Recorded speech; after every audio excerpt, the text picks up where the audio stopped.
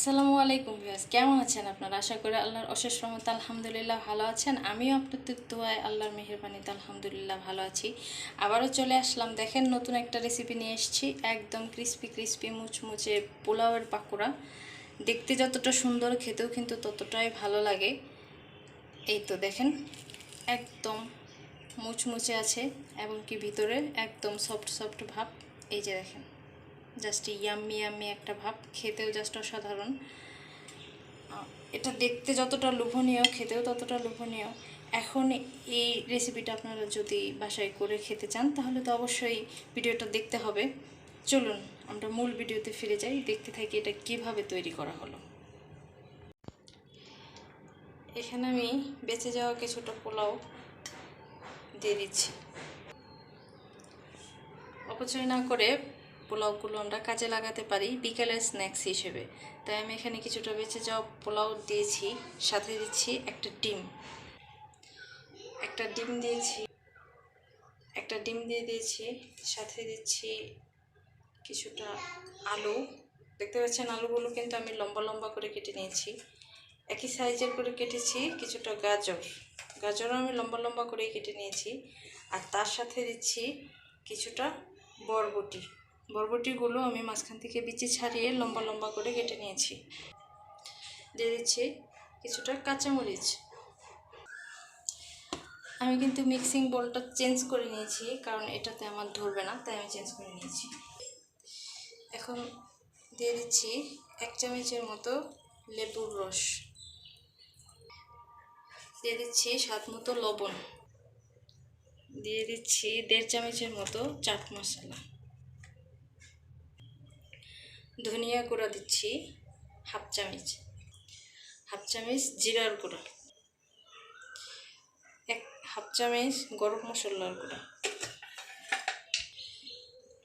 দিয়ে দিচ্ছি 2 চামচ কর্নফ্লাওয়ার।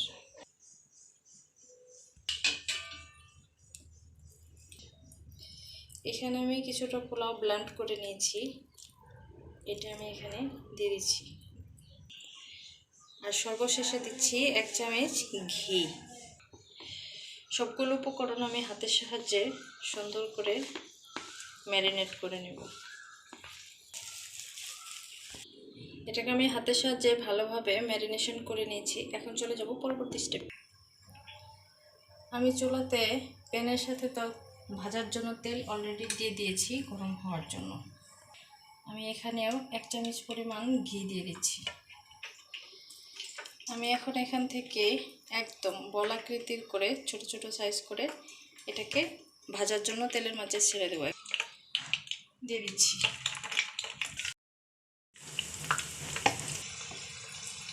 আমি কিন্তু একে বলগুলো দিয়ে দিচ্ছি একটা করে উল্টে দিতে হবে। আমি বাকিগুলো এক করে দিয়ে দিয়েছি।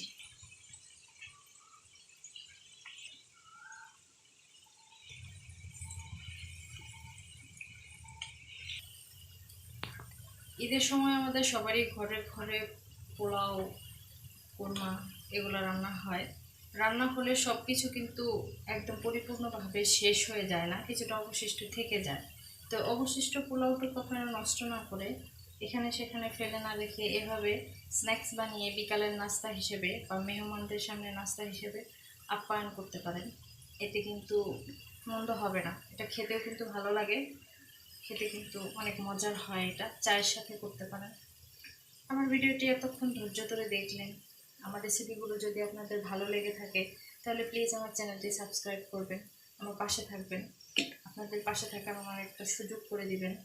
আপনারা পাশে না থাকলে আমি কিন্তু সামনের দিকে এগিয়ে যেতে পারবো না। আপনাদের সাপোর্ট আমার খুব দরকার, প্লিজ সাপোর্ট মাই চ্যানেল।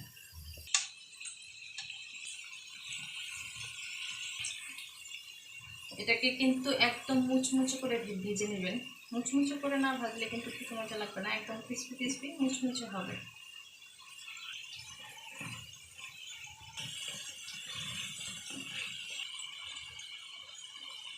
আমার কিন্তু হয়ে গেছে অলরেডি, দেখতে পাচ্ছেন একদম গোল্ডেন একটা কালার এসছে। কিছুক্ষণের মধ্যে এটাকে নামিয়ে নিতে পারবেন।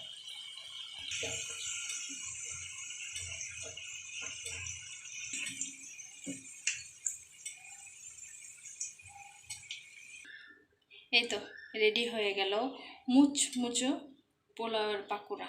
এখন এটা আমি আশা করছি অবশ্যই আপনারা বাসায় এটা করে খাবেন চায়ের সাথে, বিভিন্ন অতিথি আপ্যায়নে, বা বিকেলে স্ন্যাক্স হিসাবে আত্মীয় স্বজনের মধ্যে দিতে পারেন, তারপর বাচ্চাদের টিফিনে দিতে পারেন।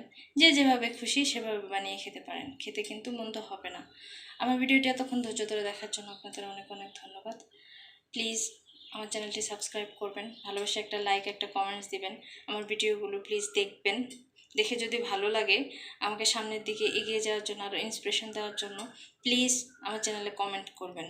আমি তাহলে আরও ভালো ভালো ভিডিওগুলো আনতে ভালো লাগবে, আমার অনুপ্রেরণা পাবো। প্লিজ আমার সাথে থাকুন, প্লিজ আমার চ্যানেলটি সাবস্ক্রাইব করুন। আজ তাহলে এই পর্যন্তই। ভালো থাকুন, সুস্থ থাকুন। আল্লাহ হাফেজ। আসসালামু আলাইকুম।